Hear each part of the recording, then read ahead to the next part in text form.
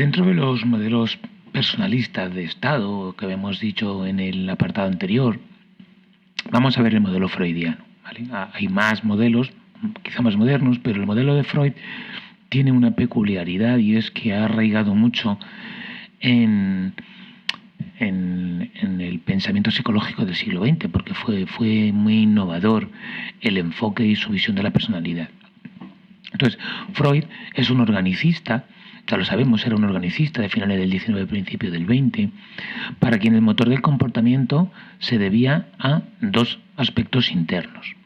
Uno, el que ya comentamos, que era el deseo sexual, la libido. Ese era el impulso principal, el motor principal.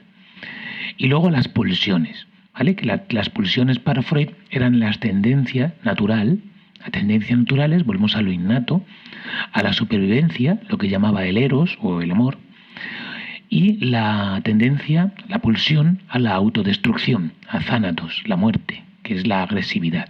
Entonces están, por una parte, ese deseo sexual y por otra parte, la tensión entre el amor y la agresividad en busca, probablemente, desde el punto de vista de Freud, de ese placer sexual, de lograr ese placer sexual. Entonces, Freud hablaba de una energía psíquica y que esa energía psíquica era la energía que proporcionaban esas pulsiones y esa libido y que según como la utilizáramos o la utilizaríamos en función de lo que nos aportara.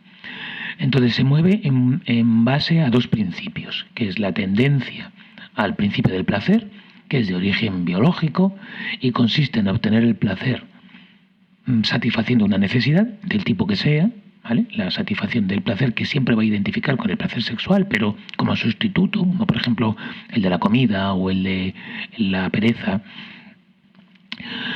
o el principio de realidad, ¿vale? El principio de realidad es un de origen cultural, un principio de origen cultural, una tensión contra el principio del placer de origen cultural, y consiste en la existencia de unas normas acerca de lo que se puede y lo que no se puede hacer en determinadas situaciones.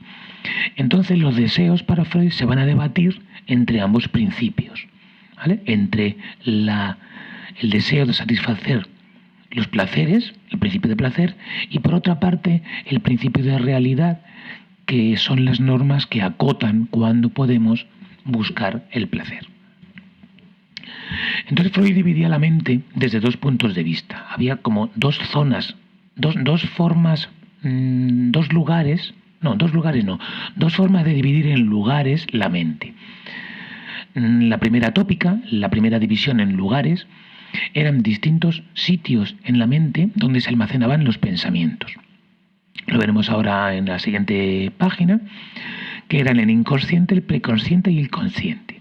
¿Vale? Son lugares de la mente donde se almacenan los pensamientos, donde está la memoria. Y la segunda tópica, la memoria no siempre es accesible, ¿vale? Y la segunda tópica, la segunda forma de dividir la mente, en vez de en lugares es en personajes. Son distintos personajes que tienen nuestra mente y se comportan de forma distinta, determinando nuestra personalidad. El equilibrio entre los tres, que son el ello, el yo y el superyo.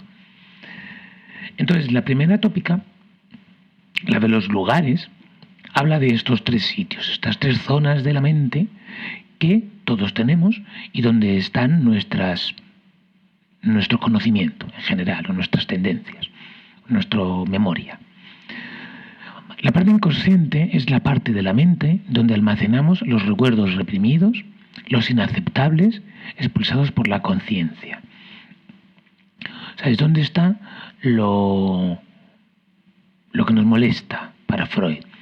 Los deseos inconfesables, la búsqueda de los placeres absolutos, sin recato, salvajes, por así decirlo. Es inaccesible, aunque se puede manifestar en la conducta, ¿vale? Yo no puedo ser consciente de lo inconsciente, por definición, por eso lo llamaba así. Pero puede aflorar en mi conducta. Freud podría, según él, saber qué hay en mi inconsciente en función de mi comportamiento. Luego la parte preconsciente son los recuerdos normales, lo que yo puedo recuperar, es decir, hacer consciente con facilidad. Es la memoria ordinaria. Lo que yo sin esfuerzo recuerdo, o más o menos nivel de esfuerzo, yo recuerdo. La parte inconsciente estaría ahí en mi interior y yo sería incapaz de darme cuenta de ello, aunque guiaría mi comportamiento. Y la parte consciente es la parte de la mente de la que se está al tanto, es decir, lo que yo estoy pensando en cada momento. Yo ahora mismo estoy pensando en el modelo freudiano, ¿vale? Si tengo que hacer un recuerdo de una parte del cerebro físico, pues tiro de preconsciente y lo busco en mi memoria, pero hay cosas en mi inconsciente que yo no puedo aflorar a mi conciencia, ¿vale? Ojo, no a mi comportamiento, que sí que podría ser. La segunda tópica, lo de los personajes, habla de 3 tipos de personajes.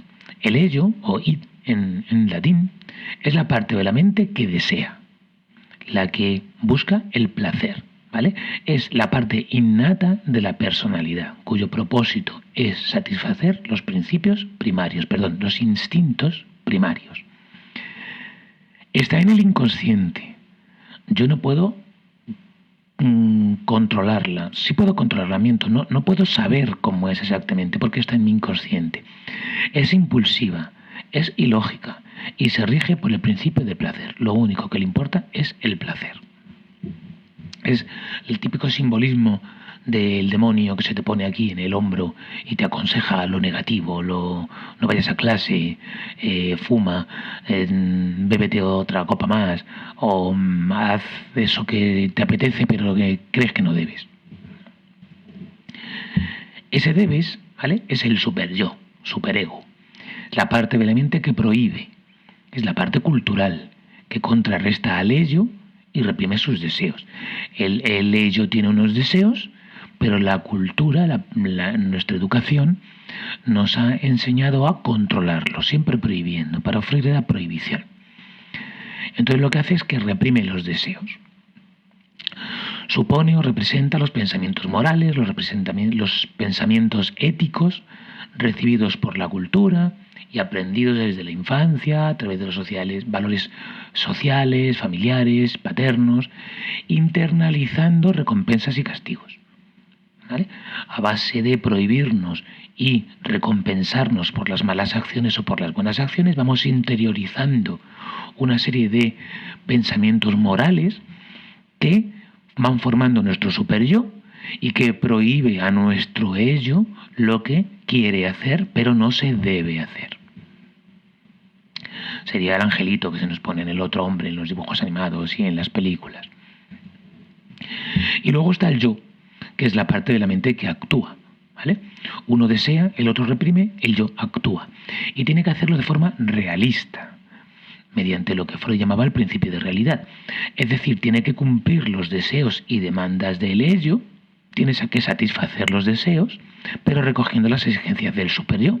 Es decir, haciéndolas en el momento en el que no están prohibidas o están permitidas, o son tolerables o no son intolerables.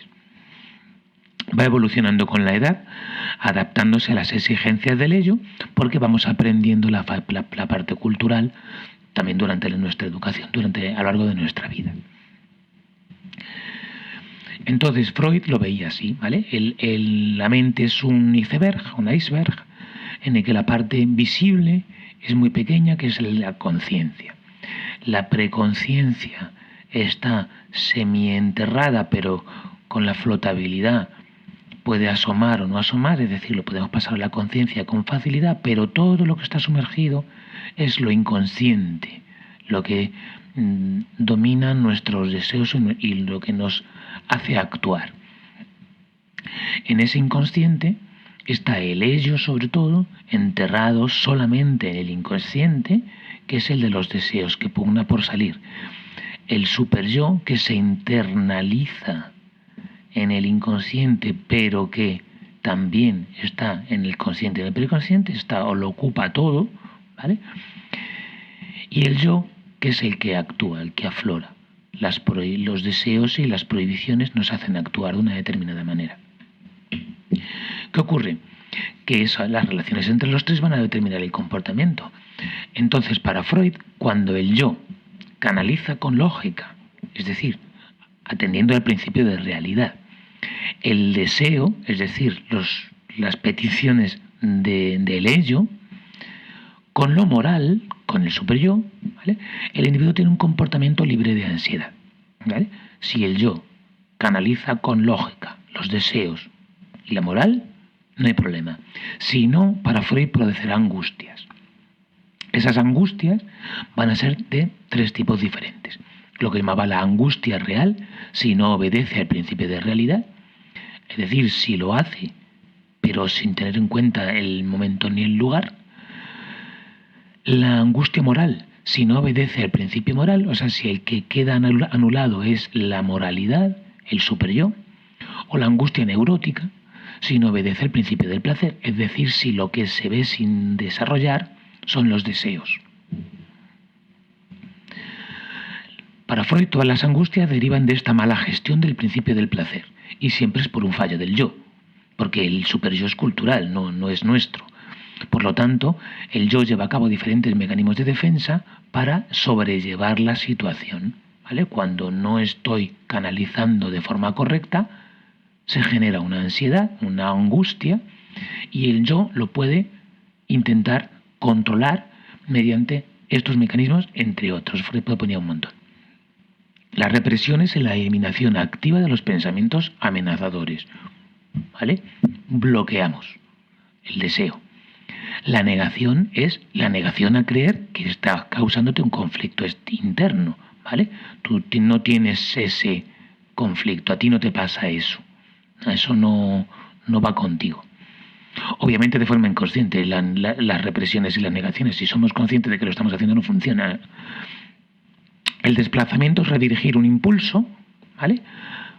Por ejemplo, la agresión hacia una persona o un objeto, ¿vale? Cuando estamos frustrados por un motivo y pegamos a alguien o damos un puñetazo.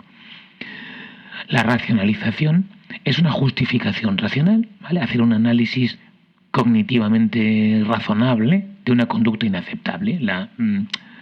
La encajamos de alguna manera de forma lógica, lo hemos hecho por alguna razón, ¿vale? Es que se lo merecía, por ejemplo, cuando a lo mejor se le pega a alguien.